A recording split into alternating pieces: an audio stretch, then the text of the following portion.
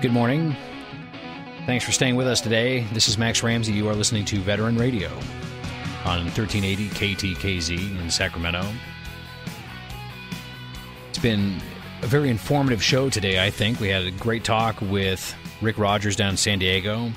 Just some basic things to coach you back into the groove of taking care of yourself while you're trying to get VA benefits that you might be claiming for. We've also discussed some of the darker news of the past couple of months. And also, you know, at least I've tried to, well, I haven't spun it in any way, but the idea being that with the increased rate of detection for traumatic brain injury, I see this as being a positive mood towards being to address the broader and less tangible effects of post-traumatic stress disorder as a whole. And having said all that, and even though that seems like good news, and it's just disturbing in some ways you look at it, I'm going to provide some good news for the day and discuss an Army sergeant who's received the second highest military honor. His name is, his name was Specialist. He's now a Sergeant, Felipe Pereira. He's with the 1st Battalion of the 502nd Infantry of the 101st Airborne Division, the 50 Deuce, as we would call them.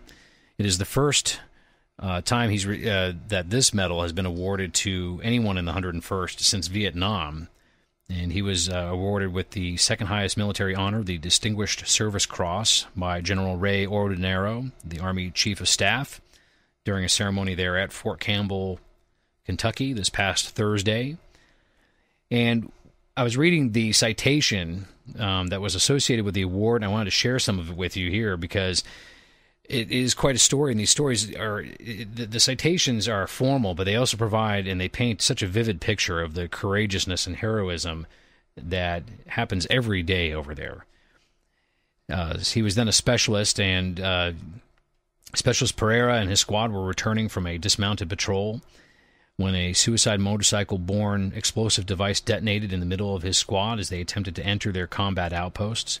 2 soldiers were killed instantly, and the other 4 others were severely wounded, and that included Specialist Pereira. He had sustained shrapnel wounds, which hurt his spleen, liver, and his left lung. And as the soldiers struggled to gain situational awareness, the enemy, and I'm going to quote this here, the enemy initiated a complex ambush, firing on the patrol from an estimated 7 fighting positions with small arms and rocket-propelled grenades. And his lung beginning to collapse, he struggled to breathe, and with little regard to his own safety or care, Specialist Pereira refused medical treatment and instead commandeered an all-terrain vehicle and moved back into the crossfire to provide an evacuation platform for his wounded comrades.